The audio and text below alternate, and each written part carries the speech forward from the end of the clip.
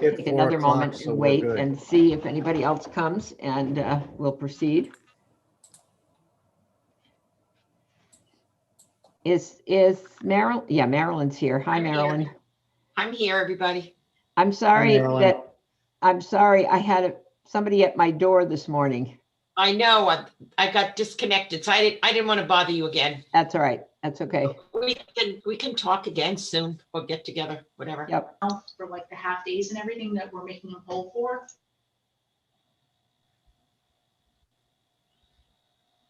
Oh, and there's Vin. Then, What yeah. about Vin? Yeah, I wondered if Emily you is jumping in now. Hello, everyone. Hi. Hi, Emily. Okay, is the gang all here? Yep. Hail, hail. All right, then let's begin the meeting with roll call, Marilyn. Miss Nichols, Here. Miss Cabano, Here. Mr. Talbot, you have a quorum present. Thank you. And we can start with the Pledge of Allegiance, please. And you can join with me. Pledge allegiance to the flag Of the United States of America And to the republic for which it stands, one one nation, nation, under under God, God, indivisible, indivisible, with with liberty. liberty and justice for all. Right, thank you. All right, this is our annual delightful review, comprehensive review of our financial audit. Jim, would you like to introduce our guests, or would you like me to do that? No, I can certainly do that. Okay. We have with us today Ron Nozick from Clifton Larson Allen, formerly Bloom Shapiro. He'll probably mention that there was a merger or acquisition a few months back. But Ron is the partner, I believe. Are you a partner, Ron? The term is principal now. It's Principal now, okay. yes. And Emily Finn, who was the in charge on the engagement, who pretty much was out here, not out here. A lot of this was done, if not most of it was done off-site this year. So it added a new twist to our normal procedures. But I welcome them both. They did a great job, I think, under the circumstances.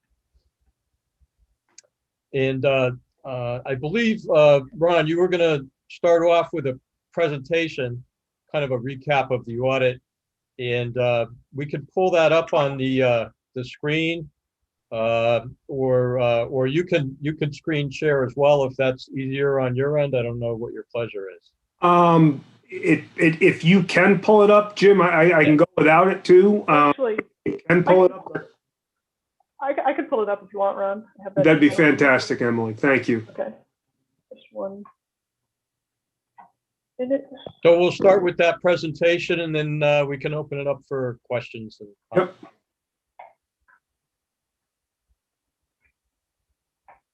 Okay.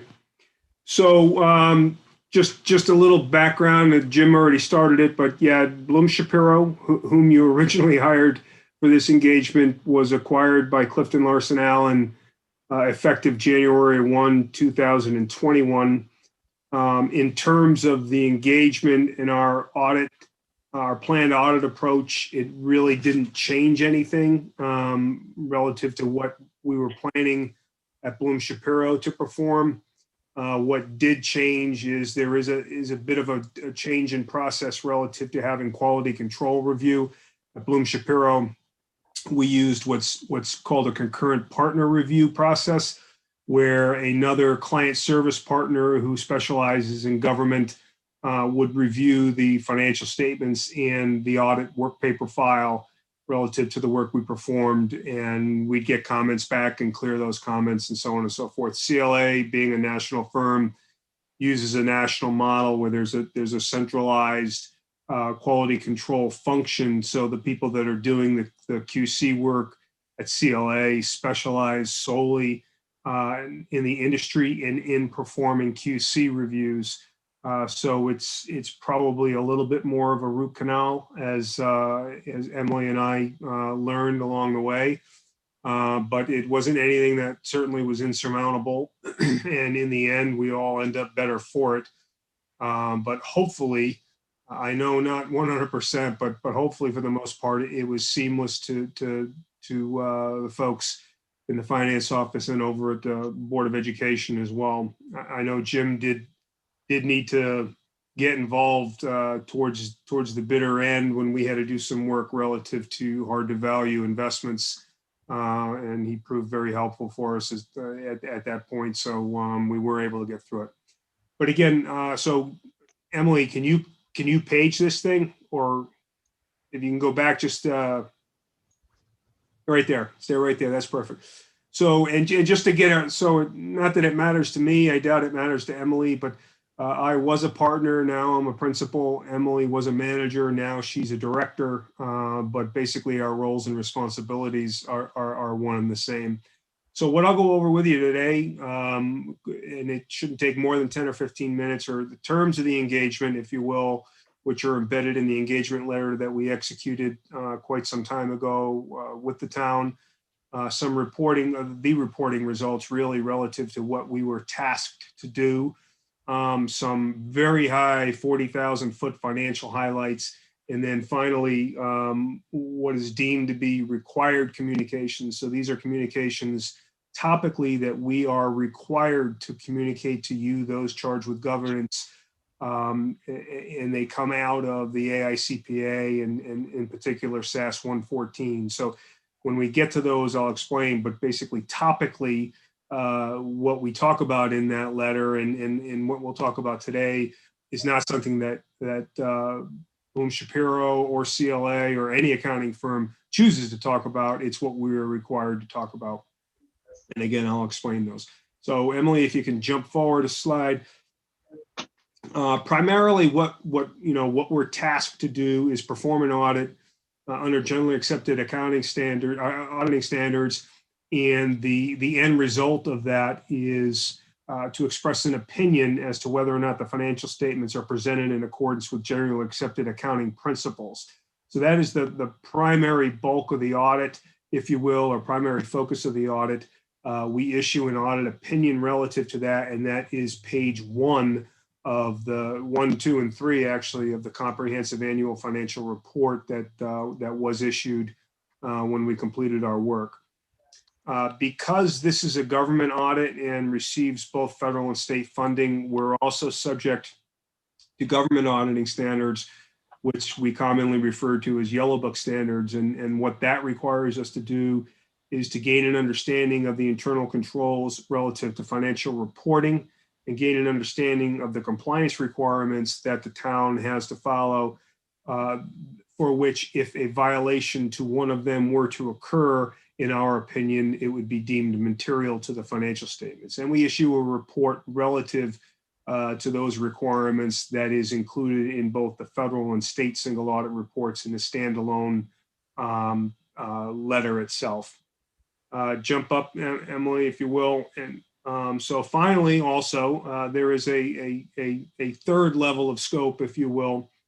I call it 3. You might call it 4 because there's one more after this. But we perform an audit under uniform guidance as well, which is formally the Federal Single Audit Act. And I'm looking at a typo, unfortunately, here. It should say townwide, not citywide. But basically, it's very similar to the Yellow Book requirement relative to gaining an understanding and testing internal controls and gaining an understanding of the compliance requirements and testing those compliance requirements.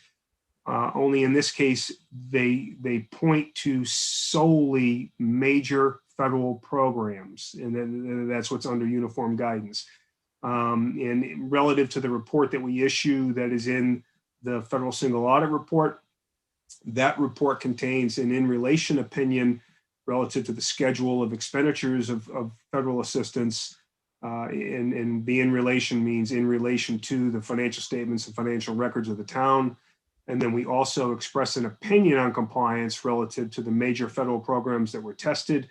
And we issue a report to you relative to internal control as to whether there were any significant deficiencies or material weaknesses. And they work in that order in the sense that significant deficiencies or material weaknesses basically is your highest order of internal control matter.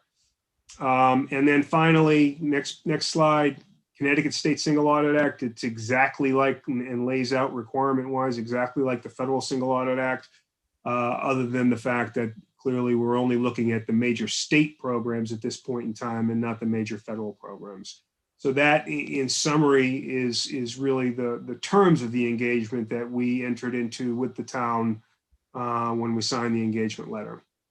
The next slide, we'll start talking about the results of all that work. So most importantly, the audit opinion itself. So again, pages 1 through 3 of the comprehensive annual financial report. We've issued an unmodified or clean audit opinion on the financial statements as of June 30, 2020. And what that basically states is that, in our opinion, the financial statements fairly represent the financial position and results of operations of the town for the fiscal year ended June 30, 2020.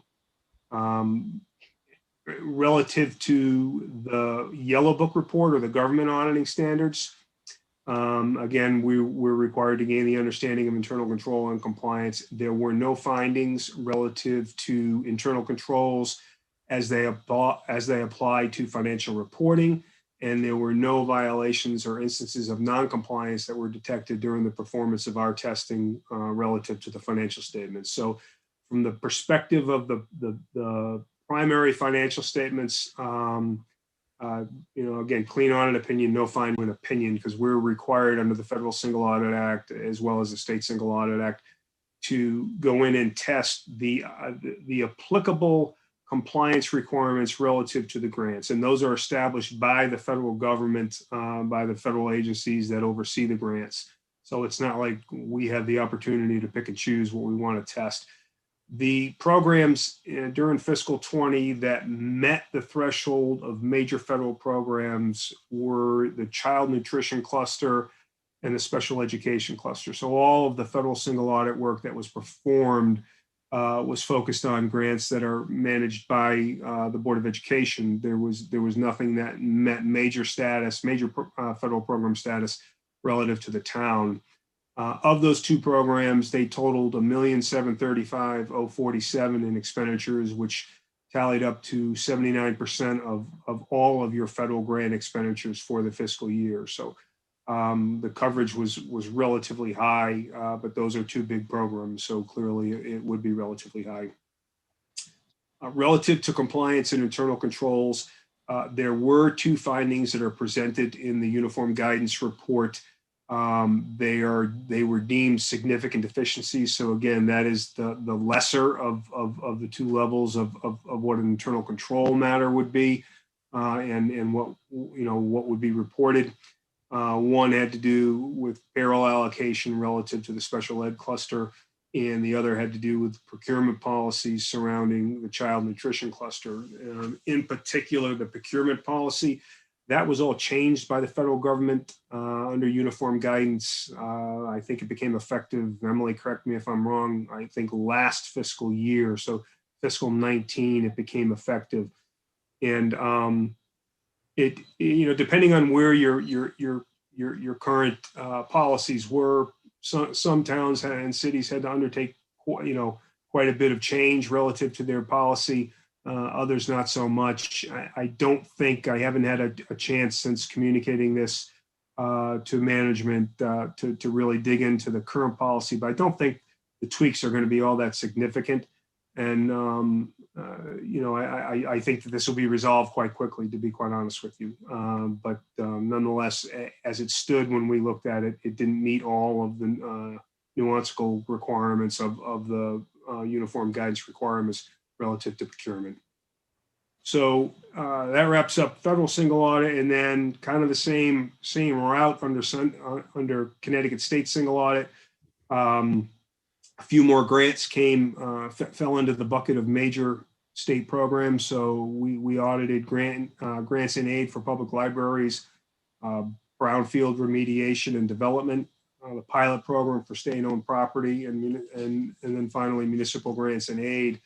Those expenditures totaled, all those grants combined, $2,996,181, so just under $3 million, and that tallied to be 69% of total state grant expenditures subject to the state single audit. And the reason I emphasize the term subject is there are quite a few state grants that are some large state grants that actually aren't subject to the state single audit, ECS being probably the primary of all of them. But we issued an unmodified opinion relative to compliance over all those programs. And relative to the state programs, there were no compliance findings or internal control findings, be they significant deficiency or material weakness over those programs. So that will wrap up the reporting results, if you will. Just jump real quickly. And again, this is 40,000 foot level relative to some financial highlights relative to the financial statements. And my focus primarily is always on the general fund when I look at this, because that's typically what you're managing on a regular basis. Many of the other funds under your control are basically restricted by nature due to the funding source, whereas the general fund is directly under your control relative to its use and application. So general fund balance, which is always a significant consideration when looking at the financial viability and health of the community. So total fund balance as of June 30, 2020 was $16,598,630,000. The unassigned portion of that total was $12,143,891, which represents about 10.86% of your total budgetary expenditures and operating transfers out. And that fund balance, excuse me, on a GAAP basis and not a budgetary basis, although the difference wasn't that significant, on a GAAP basis, that fund balance increased year over year by $2,163,652. That the measurement of 10.86% of those expenditures and transfers out. I should have talked to Jim about this prior. Typically, that's the measurement that everybody tracks, but oftentimes you find governments that track it relative to budgetary revenues. The guidance behind it is basically whichever of the two base points that is more reliable or more predictable is the one you would use. In Connecticut, they tend to kind of go arm in arm, if you will, whereas in other states, I know the revenue side can be far more volatile. I also bring your attention the fund balance in the debt reserve fund, which is, as of June 30, 2020, $3.308,988.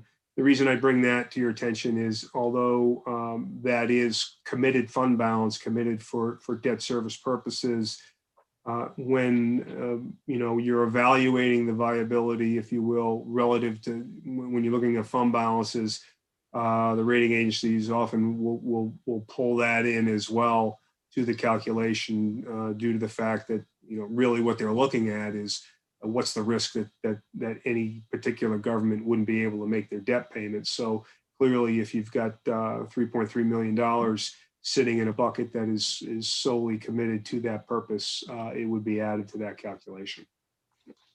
Hey, Ron, can I just jump in here for a real quick second? Absolutely. And I just wanted to mention, because the council's used to seeing, budgetary fund balance, and these general fund balance numbers might be a little bit higher. And that's because under generally accepted accounting principles, when we have to report this in our audit report, the pool and our insurance reserve fund get commingled with our general fund for financial reporting purposes. So those numbers might be a little bit higher. In the contents of the financial report, there are budgetary statements that show the budgetary fund balance results and so forth. So we can look at that if we need to. Okay. Thanks. All right. Yeah. Thank you. Emily, pop forward there. Oh, okay. Nope. Stay there. Okay. So the other two areas that tend to have a lot of focus are capital assets and long-term obligations. So these are, government-wide measurements, if you will, because they don't sit in the general fund on the balance sheet of the general fund or any other fund for that matter. relative to governmental funds. So capital assets at June 30, 2020 were a little over $230 million. And it just was a very moderate increase of about 478,000. There was, I think, about 9 million or almost 8 million in total additions, but you had 7.9 million plus in depreciation, as memory serves me. So basically the two net each other out, so that net change in value from beginning of year to end of year was pretty moderate.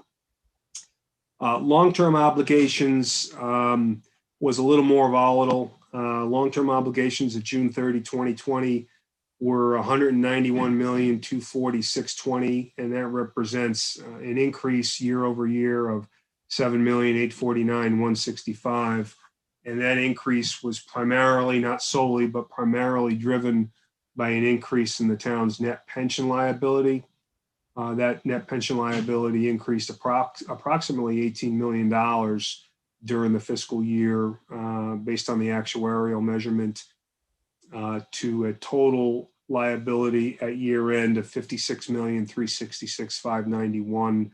And when you look at, and I'm going to point you to that in just a few minutes with a couple of the slides that follow, but there was a change in the discount rate that was utilized for the actuarial measurement of that liability. And that drove a lot of if quite frankly, if not all, I'm not an actuarial scientist, but I understand at least at a rudimentary level how that calculation is performed. And a decrease of a 0.5 percentage point relative to that discount rate is quite significant. I do personally think that given market conditions and what things have done over the past 10 plus years, 7% is a more reasonable or realistic perhaps discount rate. But unfortunately, the decline in what you're proposing relative to that discount rate does create some havoc, if you will, relative to the liability calculation. And Emily, if you want to jump forward, this is a snapshot of the balance sheet for your governmental funds as of June 30, 2020. And thank you for that, because I thought I was going to have to pull out the Hubble telescope to be able to see it. The numbers I've got highlighted in here are really the fund balance numbers that I was referring to in the commentary just a few slides ago. So you look under that general fund column, I've got highlighted that unassigned fund balance number. And I've also got the committed fund number relative to the debt reserve fund. This is the first financial or third financial statement that's presented in the comprehensive annual financial report. But I just did want to point you in the direction of where I was pulling this number from. If you care to, look into the financial statements and see what it is I was actually talking about. Unfortunately, I'm sure you've all been through it, but if we were to have the document, even if we were face to face, the document in front of us and me talking to the document itself, it's utter chaos because there's so many pages and you're flipping pages. So I try to make it as simple as possible. If this is a little too rudimentary, I apologize for that. But again, that is the snapshot of the balance sheet as of June 30, 2020 and the highlighted areas that we discussed. If you want to jump again, and if you could do that magic one more time, this is the statement that Jim was talking about. So this is your budgetary statement for the general fund for the fiscal year ended June 30, 2020.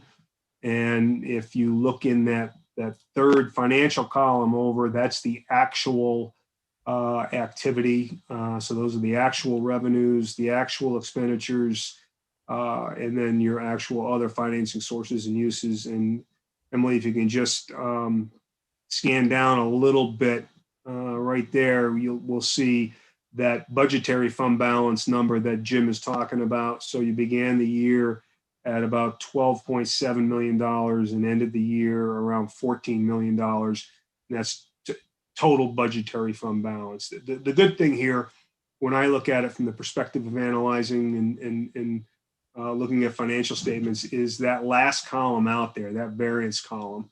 And in particular, this is consolidated down to, revenue categories, revenue classifications, and functional categories for expenditures.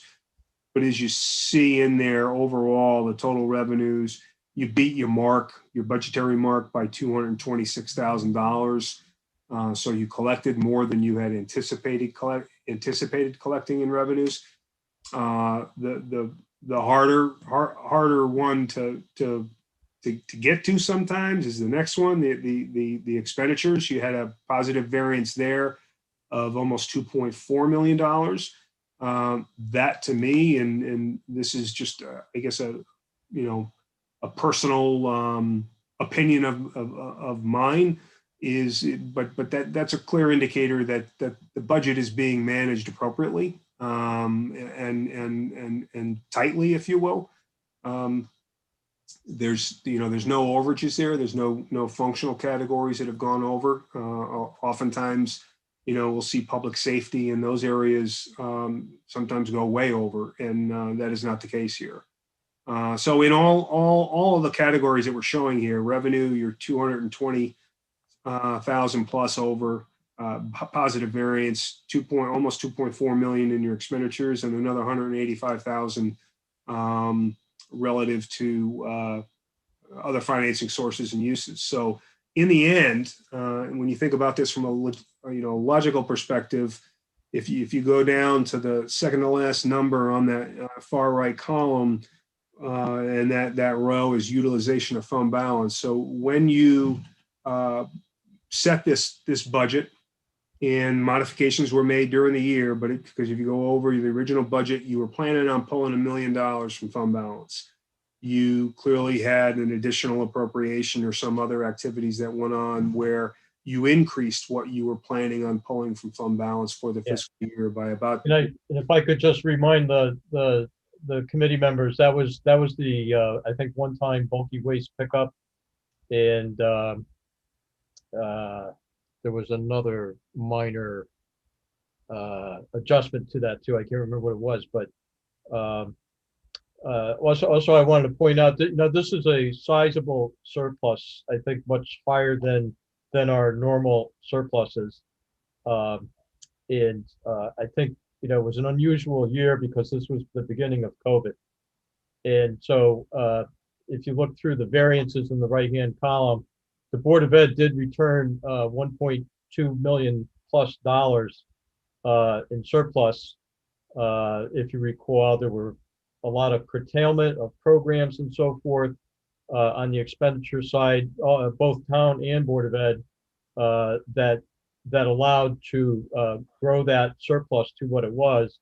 And it also allowed us to use a lot of that surplus to fund our 21 budget this year. So instead of $1 million of fund balance, we were able to use $2 million of fund balance. Hence, we've had budget meetings recently where we've been working with those numbers. But I just want to mention this was the beginning of COVID. We had a very high budgetary surplus, and it gave us the flexibility to use a little bit more to fund the 21 budget without a mill rate increase. Sorry, Ron. No, that's fabulous. So yeah, I mean the end point here is you had planned to take a little over $1 million from fund balance, and for all of the reasons Jim said, and probably a few extras, in the end you ended up adding to fund balance. So the variance was clearly positive and was significant for the fiscal year. So Emily, if you want to jump ahead one more slide, and we're going to have to blow that one up too. This is merely because of the swing in that pension liability. I think personally, I think it's always worth looking at and monitoring. I will, temper the order of magnitude of those liabilities. Clearly, they're significant, and they got a little more significant because of that change in discount rate. But if you look, and I'm pointing you here over on the left in the commentary box there, as to in the comprehensive annual financial report, after the notes to the financial statements, there's your RSI, required supplementary information.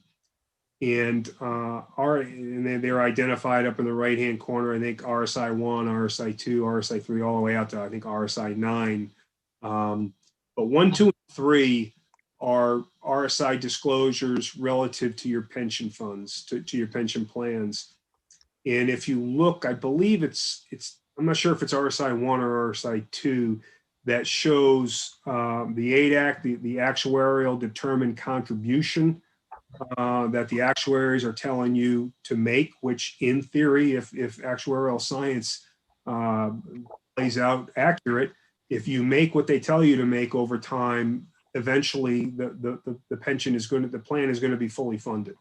And if you look back, and that's probably giving, geez, I want to say at least 10 plus years of history, you're making the required contributions. So although, when we look at these plans down on the bottom of that grid, the town plan is just under 65% funded, and the police just under 48% funded, and 46 for the volunteer fire plan. You're making what they're asking you to make. But relative to that RSI, that's valuable information in the sense that it's giving you the historical path of those plans. And there is another, I think it's RSI 3, that will show you the funded progress of that plan. So where these numbers I just went through, the 64.68 and so on, you can look at those back in history and see where you've been historically. And you can especially see the impact of the change of that discount rate, because that town plan was over 70% funded a year ago, when you're basing it on a 7.5% discount rate. So clearly that had a significant impact. But again, if you're making the ADAC contribution, then in theory, you're going to get there in time.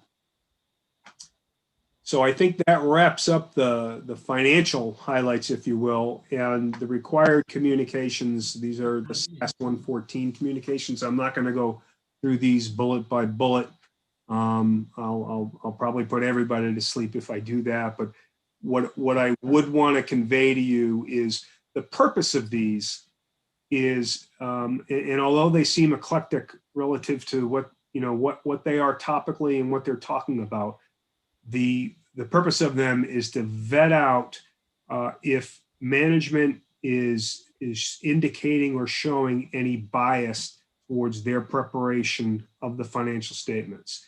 So in essence, is management trying to make the financial statements look better than they actually should, or look worse than they actually should?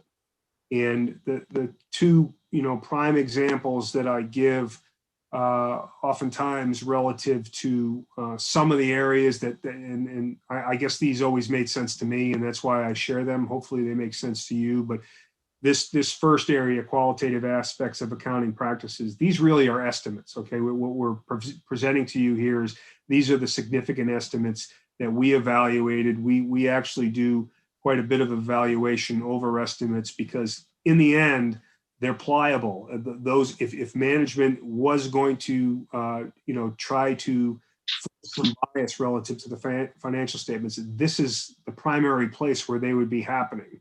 If they wanted to make things look better than they actually are, your allowance for uncollectible would be low, unreasonably low, and so on down the line. If they wanted it to look better than it actually is, the estimated claims liabilities would be much lower than they actually should be.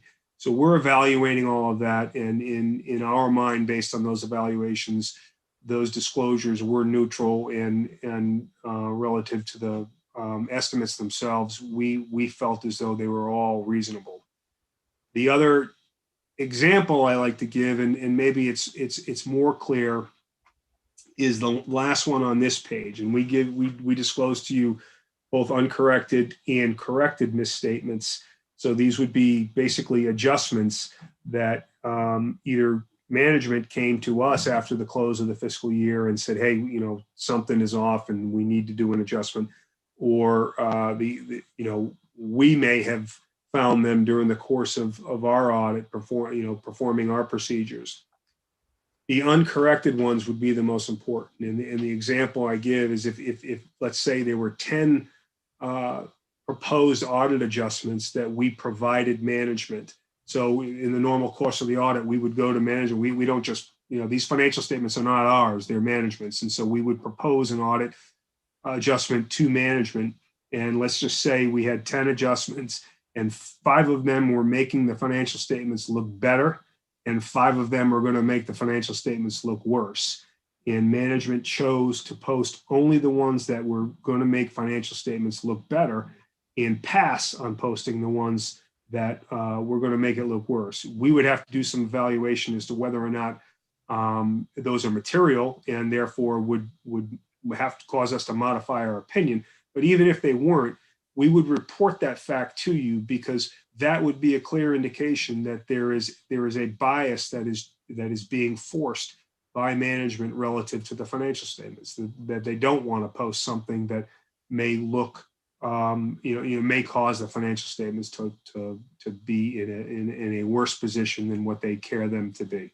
Now, in all cases, in all of these categories that we're required to report, there was nothing that came to our attention from management relative to the information we were looking at that gave any indication that there was any bias relative to the financial statements. And we felt comfortable, and I think I can speak for Emily. What we were being told was the truth, and the information we were being given was accurate information. So in the end, there was nothing to report to you, but we still required to tell you that this stuff is out there. And even if we had nothing to report, we got to tell you we got nothing to report. So that, Emily, you can just skip ahead. I think I have our contact information. So if any of you care to reach out to us directly, we would prefer, because it's always a lot more efficient if you work through Jim or the finance office to get to us. But by all means, we're hired and we work for the audit committee. So if any of you care to reach out to us directly, we will certainly be on the other end of that call to discuss anything you care to discuss. So I'll turn it back to you. And if you have any questions for Emily and I will field the easy ones, and I'll ask Emily to field the hard ones. Smart. Thank you. That was very informative and quite clear, and maybe all that complicated financial statement stuff that I spent an hour or two reading yesterday and had very little understanding of, much more palatable for me. Anybody on the committee, or Jim, do you have any other statements that you want to add to that? Well, yeah, if you don't mind, I guess I just kind of like to highlight what struck me. First Okay. off, I just want to say this was the first year that Bloom / Clifton Larson Allen performed the audit. And I think things went really smooth, all things considered. It's not easy when a new firm jumps in. They have to get very familiar with all our procedures and our accounting. And that was after a long stretch with the prior audit firm. Just a couple things, we haven't had any findings or comments in a long time. And I think I just wanted to give perhaps some comfort to the audit committee that, I don't see any of these, first off, the audit compliance findings. I think it was compliance with internal controls with respect to a couple of the education grants. One of those was a relatively new pronouncement regarding the procurement procedures. And I think, as Ron mentioned earlier, that we will implement whatever nuances of that new pronouncement that need to get incorporated into our procedures for purchasing. And I think that was relative to the cafeteria program, I think, with respect to your testing. that'll get done in a timely fashion. And then I think there was one other compliance issue with respect to, and correct me if I'm wrong, it was more about documentation of allocations of payroll as to what was getting charged to one of the programs. And I don't think there was any finding of, irregularities or, inappropriate allocations. It was perhaps more of a matter of just making sure going forward that we have better documentation of how those charges were allocated. Does that kind of sum things up, Ron, as far as the federal single audit comments? I think so, yes. Emily, if you have anything else to add, or are you in agreement with that? I'm in agreement with that. That's good. And, there was a management letter comment and comments that I distributed earlier this week. And, our former auditors didn't elaborate on rather immaterial, perhaps, findings or comments or recommendations. And so this is a little bit new, I think. But again, I looked through all of those comments. Actually, Vin, Gina met with Ron and Emily earlier this week to kind of walk through all of those comments to see if there, what action, if anything, we might consider. A lot of them were, perhaps best practices that we absolutely can take a look at to see whether we might want to pursue. For example, a fraud risk assessment, I know, was one of them. I think, we'll want to weigh the cost on that. We can certainly look into that. But these were just thoughts and comments, and I don't think there was anything that was real serious there. There was a comment on internal control documentation. I can say that we do have documentation on our internal controls, both town and Board of Ed. I can honestly say they're not 100% up to speed at any given moment. There's been a lot of change in the way we do business here, especially with technology and so forth. But I can assure you that all our core procedures are documented, in case there's turnover or anything like that. Something we're always trying to update as time permits. I don't know if anybody had any questions on any of those specific comments, but just wanted to mention that they were there. Thank you. I had a significant conversation with Jim about those, and because I've been on this committee for several terms here, some of those comments that you just referenced, I was not in the habit of either noticing or they weren't there, but I'm completely content with the answers that I received. I feel that they were suggestions, as you say, from management and things that we could pursue, but I didn't see any evidence of anything that I would be particularly concerned about. But I don't know if you, Peter, or Sandy had an opportunity to look at those or had any questions. So I would invite those questions now. Yes, so Okay. Peter, you were, oh, wait, okay, go ahead, Sandy, ladies first. Go ahead, Sandy. Okay. You waiting for me? Oh, Sandy, yeah. okay. One of the comments that I read through this was the accounts payable with the Board of Education, where duties, accounts payable person was responsible for adding new vendors and entering invoices and also cutting checks. Is that going to be changed? Because it doesn't seem like there's a check and balance there. Ben, you're mute. You need to unmute, Ben. Thank you. Push the button, right? I appreciate it. Yeah, I'd like to address that, but I'd like to just pepper a couple of things that Jim said. You know, not only was this the first year that, you know, we have with the auditors, this audit was done primarily virtually, which I give them a lot of credit, because that makes things so much harder when you're, you know, sending documents back and forth and trying to talk, you know, by phone or video call. So, you know, hats off, you know, to Clifton, Larson, Allen, and, you know, we thank, you know, Emily and Ron, you know, and the team for working through this audit. You know, one advantage to changing auditors is that you do get a different set of eyes and a different set of priorities to look at what we do. And so I think some of the findings that, you know, were identified, including with the, you know, with the audit of the grant funding, we haven't done anything different in the fiscal year that was just audited than prior years. You know, the two findings there were relative to, you know, how they were scrutinized. So, you know, we have plans in place to address, you know, both those comments.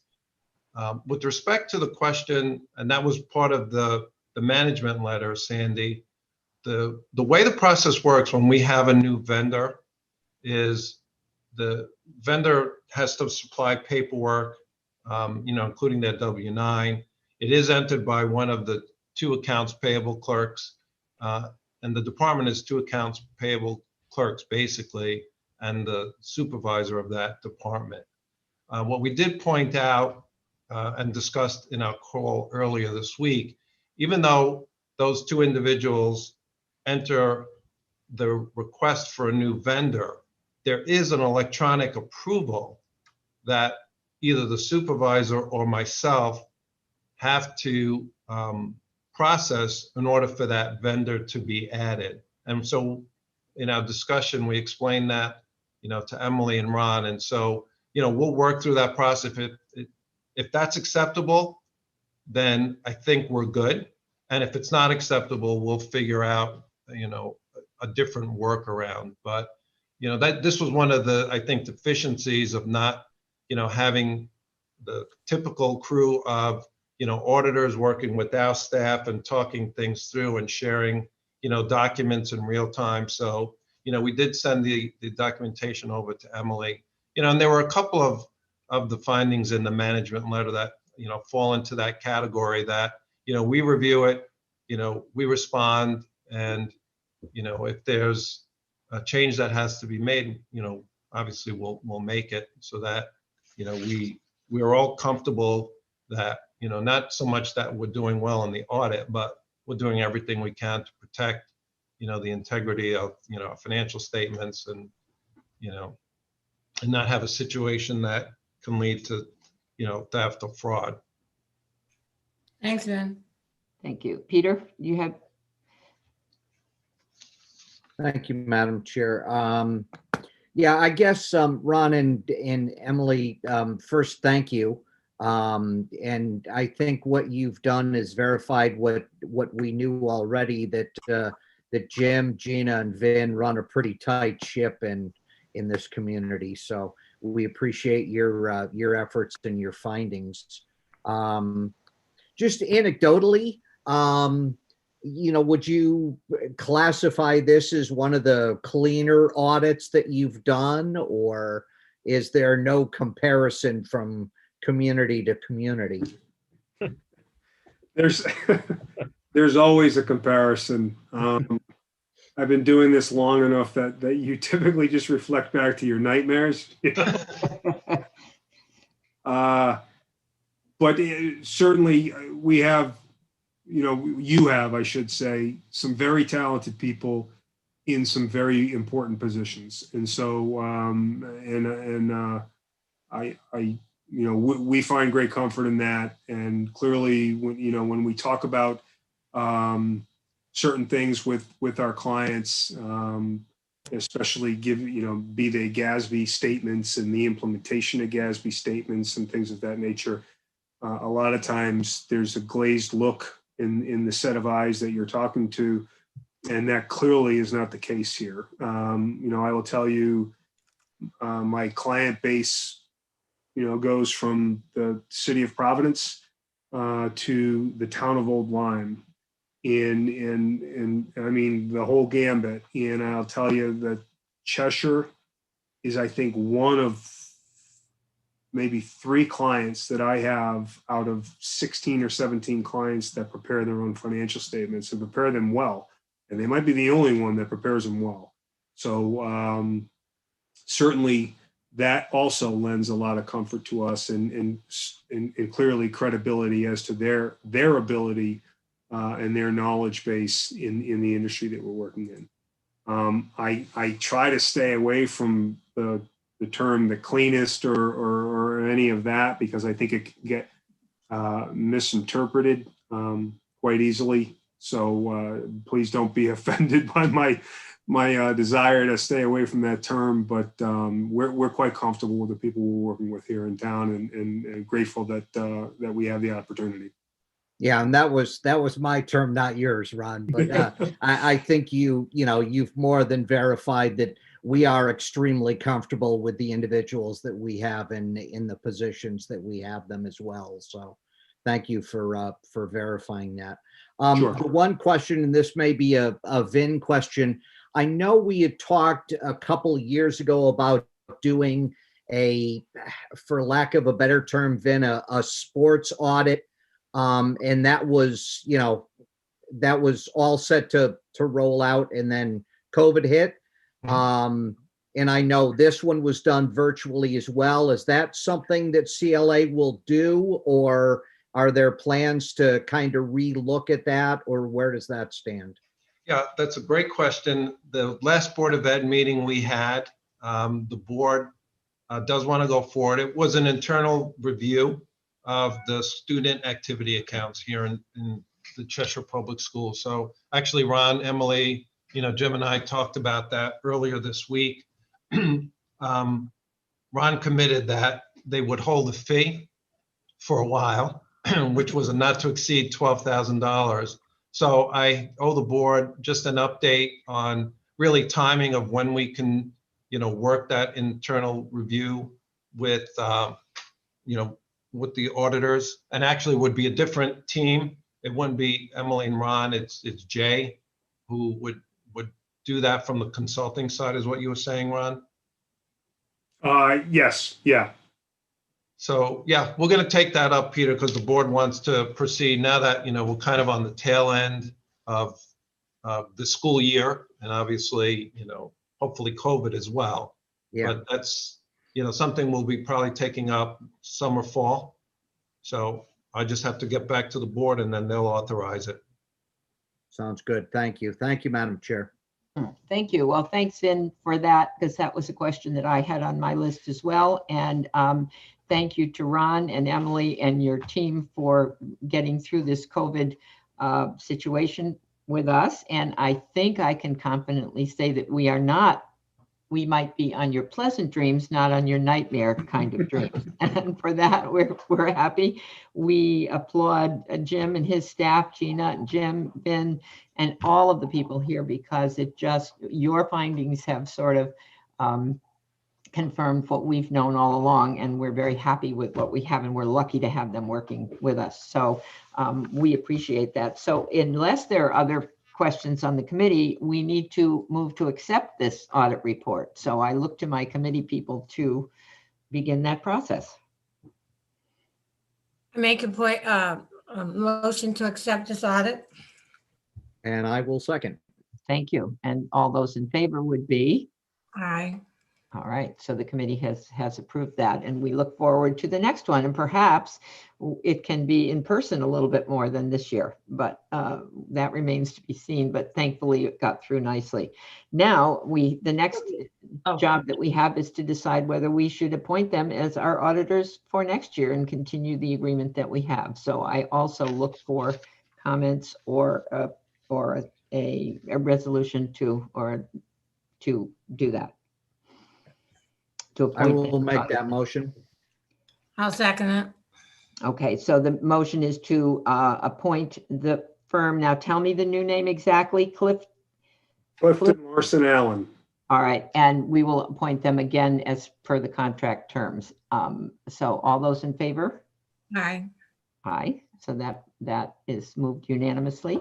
So unless anyone has any further questions, I think we I can. just want to say one thing. I Sure. neglected to thank Vin and Jim Jascott and all the work that they do, because we're only a great town because of all the financial, how good our financial situation is, and we look forward to working with them in the future. Thank you. Thank you, and we appreciate that, and especially my algebra teacher from high school would be surprised that I was sitting on this committee.